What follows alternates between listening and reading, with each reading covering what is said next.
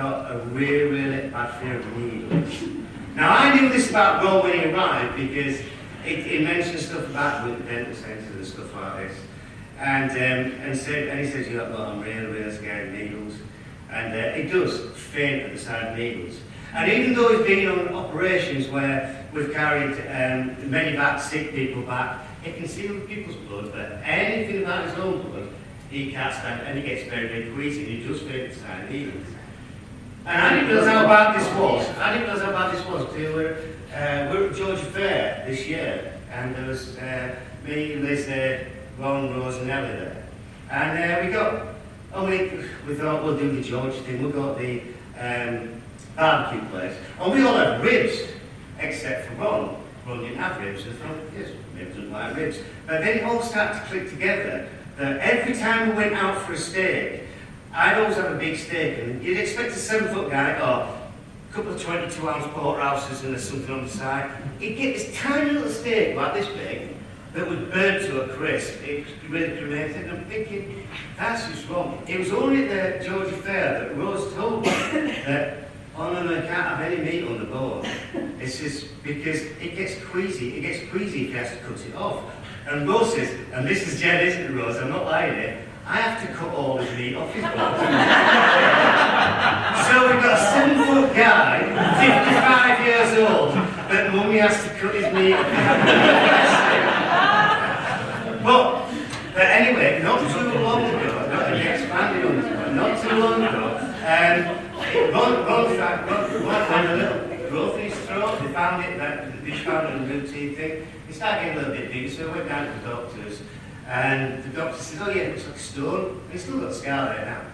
But he says, it looks like a stone. We'll have to remove that. So he goes down for this operation pre-consultancy appointment. And the doctor walked, and he was telling me this, the doctor walks in and said, oh yeah, got a little stone there, yeah, we'll just cut that open and take it out. And just walked out. And what's good to me, he never mentioned anything about jugulars. I've got arteries and everything running down there. And I'm thinking, he's a specialist, I'm sure he knows where the major arteries are. It's just a minor operation, and it was a minor operation. It didn't stop Ron, and this is true, because it's true, it didn't stop Ron. The day before his operation, he wrote out a new will. That's a minor operation. And it was straight in out. But it doesn't stop there, because we phoned the hospital, and he says, look, what was he really like? And they said this. Now, I've got to apologise straight away because this was obviously done on a windy day, so the wind does get in the background a little bit, but if you listen carefully, you can hear what they're saying.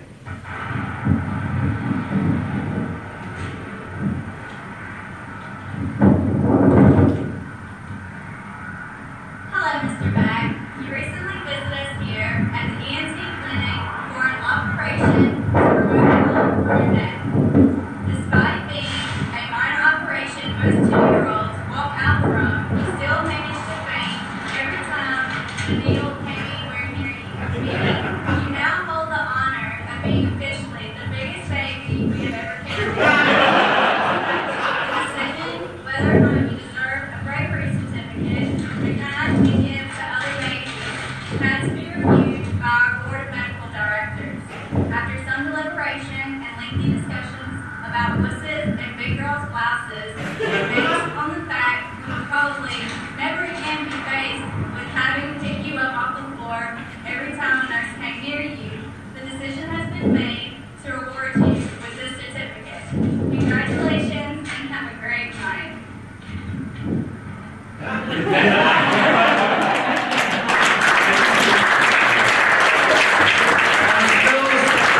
The authenticity of that. Or the medical directors.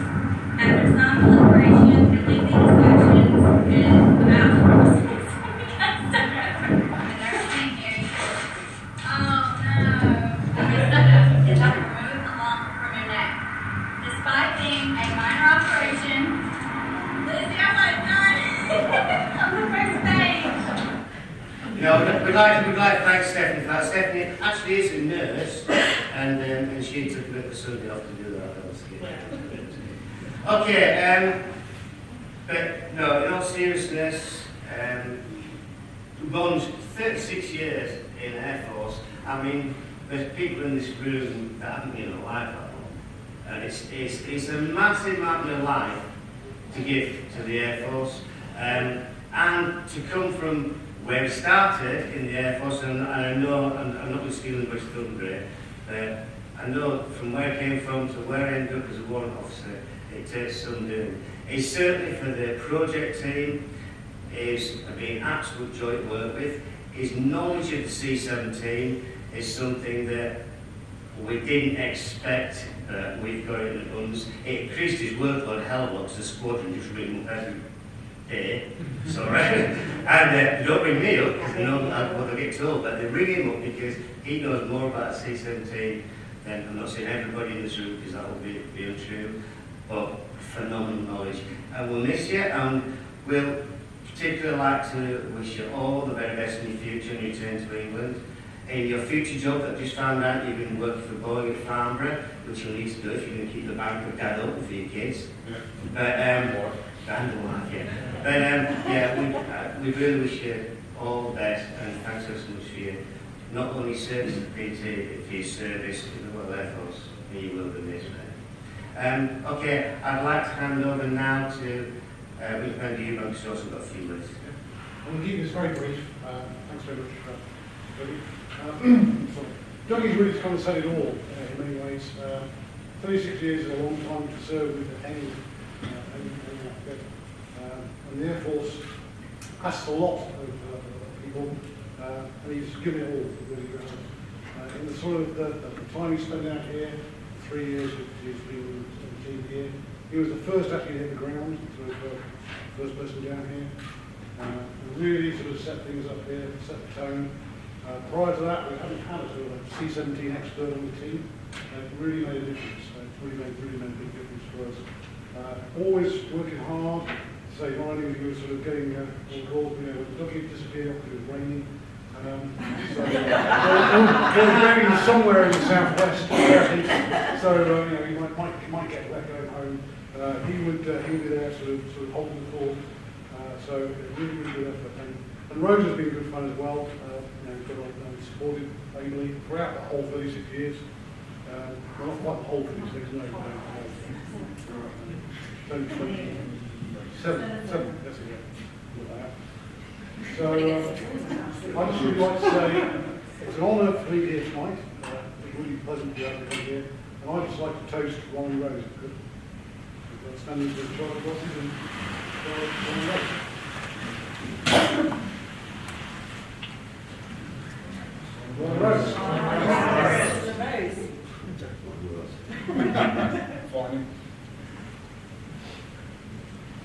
So I'll keep it short. Okay, thank you, sir.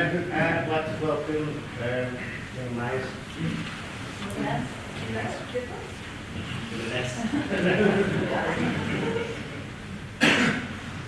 Well, all Dougie told me was that I had to talk about 3 times as long as he did, so make yourselves comfortable. Okay. But actually, first, I want to thank Squadron Leader Douglas for coming up with this idea and putting the whole thing together. This is a phenomenal event and certainly a very appropriate way to honor Warrant Officer Bach after 36 years. So thanks, Dougie, for all your hard work. We appreciate it. That was a great presentation and comments about Ron. I think I got maybe 50% of it. I wish I knew it was going to be in a different language, but thank you very much for presenting that. It was really good. Okay, so mine will be a little bit more serious, and just real briefly, I just wanted to acknowledge and thank Ron for 36 years in the Royal Air Force. That's a long time to serve your country, and the sacrifices that come with that are too numerous to name. But as Dougie mentioned, he actually started as a flightline mechanic, and he told me they affectionately call that job a phlegm. It doesn't sound real nice to say that I'm a phlegm, but anyway, he came from a phlegm all the way to a warrant officer, and only 3% of enlisted ranks rise to the rank of a warrant officer, which is equivalent to a chief master sergeant in our United States Air Force. So that is certainly a great accomplishment. He has served through 4 wars during his time: the Falklands, 2 times in Iraq and in Afghanistan, and a lot of operations too many to mention. He's been in the C-17, the United Kingdom C-17 program team for 3 years, And as Dougie mentioned, and Colonel Eubank mentioned, he came with a ton of C-17 experience when he did that.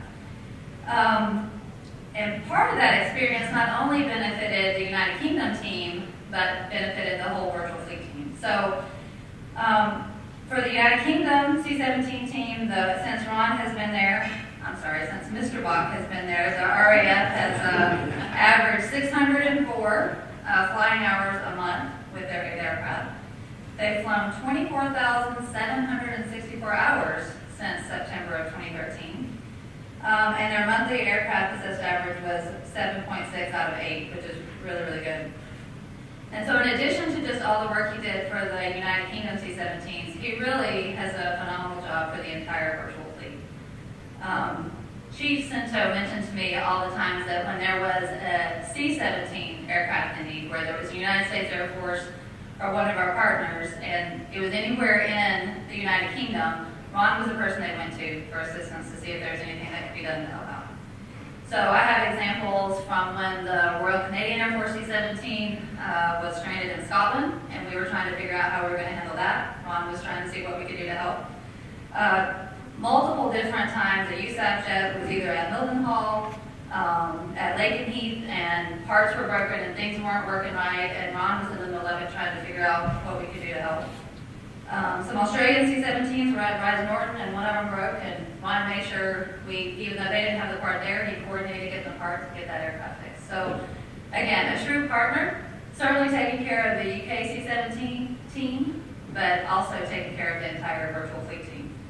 And no matter what was going on or what happened, Ron was always someone that we could count on, and he really never let us down. And that's saying a lot. And from the United States Air Force to our Boeing partners, to all the international partners, we just want to thank you for the time you spent here. And we're really honored and privileged that you spent the last part of your tour here with us. And you really made a difference. And again, your expertise and knowledge just really made a difference and helped us all to have our C-17 virtual fleet be safe, effective, and unrivaled. So Ron has some great plans to go back to the United Kingdom. He and Rose have a house at Bryce Norton that they're going to go back to and have their children, Philip and Rachel, a lot closer than they are today. So that will be a great thing. But a great thing too, as was mentioned, is it was really wonderful that Rose got to come here with Ron during his tour of the United States, and it's been a blessing to all of us to be able to meet Rose and the impact that she's had on the community. So it's been wonderful to meet you and to get to know you. So thank you so much, Rose, for everything that you've done and to support Ron in the 27 years that you've been with him since he's been in the Air Force. So thank you. All right, and finally, I have a favorite quote from my favorite president, and it's probably my favorite because it's easy to remember. And so it's whatever you are, be a good one. And Abraham Lincoln said that. And Mr. Bach, you have been an exceptional member of the Royal Air Force and an exceptional member of the C-17 virtual fleet team. And I can't thank you enough for all your service. So thank you, sir.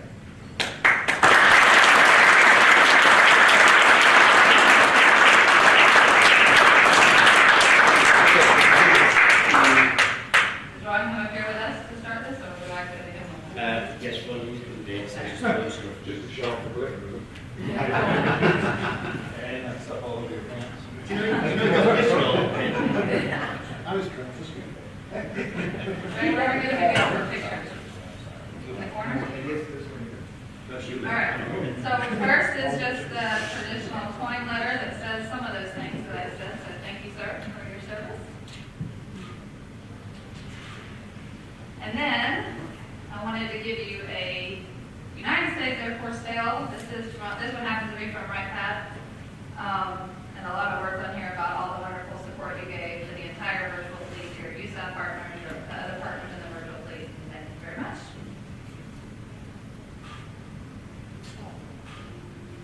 All right. And then one last thing. I wanted to give you one of my personal points. Thank you. Yes, sir. Thank you.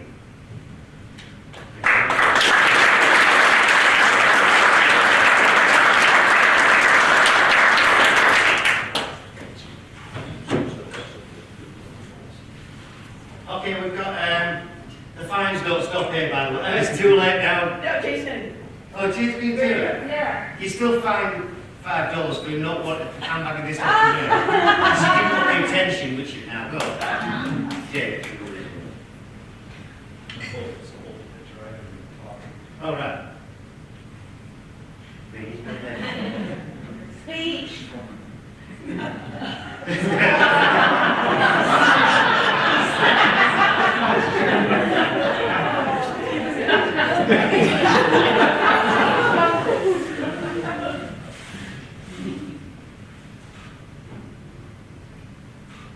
It's going to be hard to top that with words, because a picture speaks 1,000 words. But Ron, would you go? Come here. So on behalf of the Boeing Company, Ron, we'd like to present you with that picture, which we just took a picture of. So thank you for, as the Colonel said, the last 4 years of tremendous support. The entire virtual fleet. Anytime, I say I got to use parts of my speech, parts of Nicole's speech, I'm mixing it all together, but anytime we needed something, you were the go-to guy. And we went to you, and things happened. I knew right off the bat, as soon as I showed up, I said, hey, Ron, I got a problem. He was all ears, and we were moving forwards to fix the problem. I could walk away, and it was going to take care of itself. So to have that type of confidence, and I knew it was going to happen. I had no doubts. But you always came through, and it's appreciated from the Boeing Company and the entire fleet. Thanks.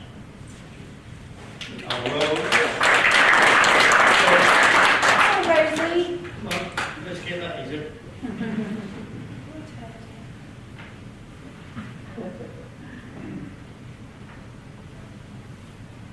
Rose, we know the hardest job about being a spouse to any military member is putting up with the military and the spouse.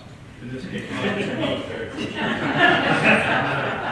So it's the same thing on behalf of the Boeing Company for being a tremendous asset to the C-17 fleet, by supporting your husband and everything he had to do. We'd like to give you a little token of our appreciation.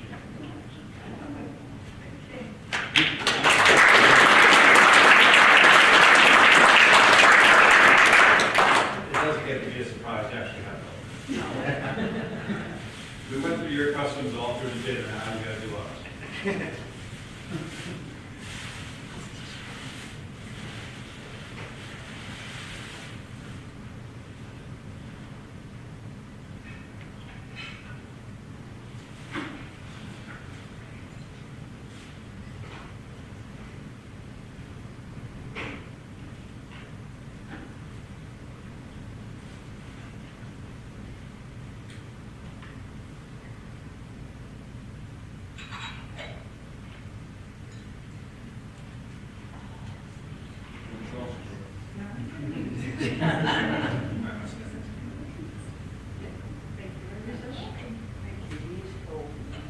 Show it to me.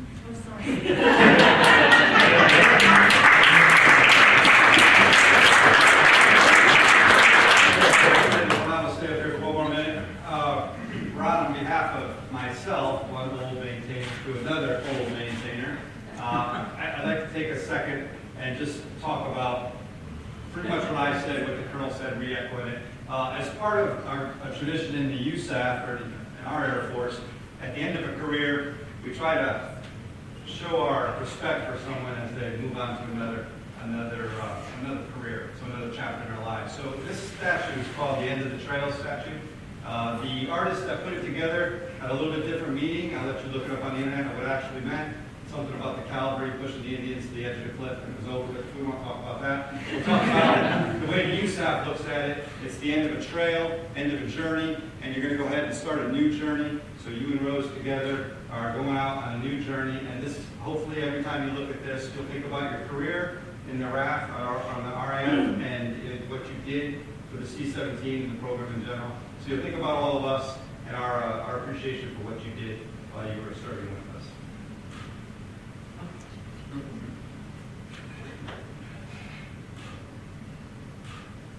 And the inscription says, in English, Warrant Officer Ron Bach, October 1981, July 2017. Congratulations on a tremendous RAF career. Good luck and Godspeed.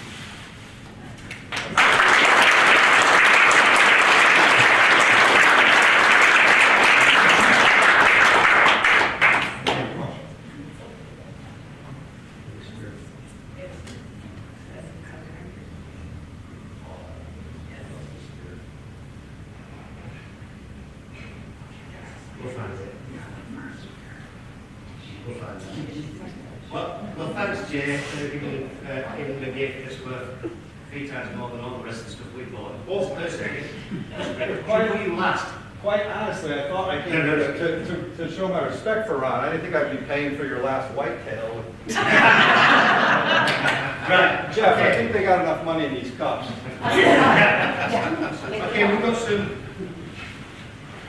some things from the PT that you're all aware what this is. Now we have done that because we appreciate. Somehow you've got to get all this stuff all now. Oh, absolutely not how everybody are doing. We're starting going. Back up a C17! We had no more servicing up. That's one of yours, but yeah, this is the squadron parade, and I'm going to need to wrap the photo. Great. Yeah. That's all right. Yeah, we'll see. The other thing now, there's only one person in this room got one of these. You thought it would be something bigger than this. It's not. It's just a little packet.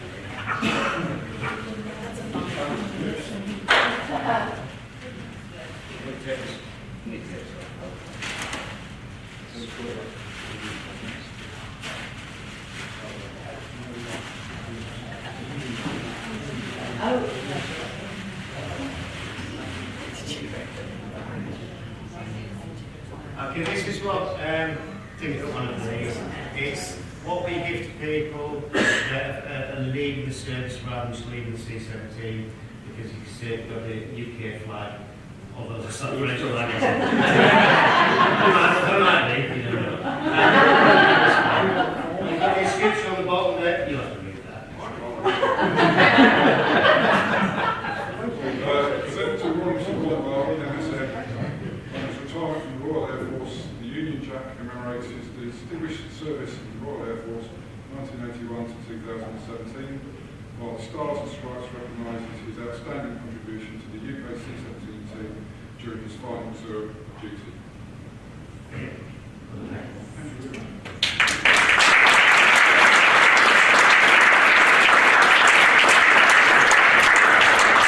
Now, last but not least, it's been wishing on about this forever, and so we finally managed to get to one. Now, similar to what James was saying about people leaving the Air Force, there's only people that served in the enlisted ranks that can get one of these. It's called the Escaping Airman because it was modeled on a World War II Spitfire pilot actually running towards the aircraft. And now it's used to symbolise people actually basically running away from the Air Force. But it's changed a bit from what you've seen. You probably wouldn't have seen these. The guy used to have, that's it, it's a great bit of craftsmanship. They used to have his flight bag trailing behind him there in more of a run that he's got down to the Georgia Saunter now. He's not quite going as fast. He's escaped there but at Georgia pace. But that's your escaping there. And I know that's what it's been after. Yeah. It's got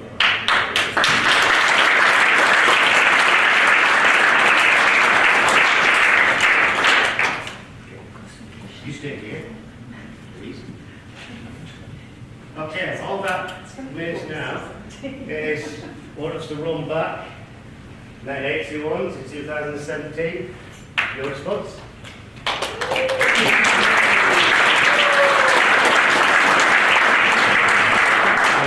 really do not know what to say.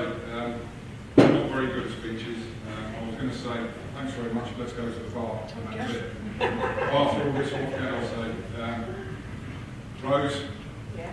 thanks for putting up with me for the last 27. I wouldn't have made it this far if it hadn't been for you, and the kids as well. And Dougie, it's brilliant what you've done here, and how you've done it so quick. I don't think I'd even finished the sentence when you'd asked me, do you fancy this October? I think I got to, yeah, and you were off doing it anyway.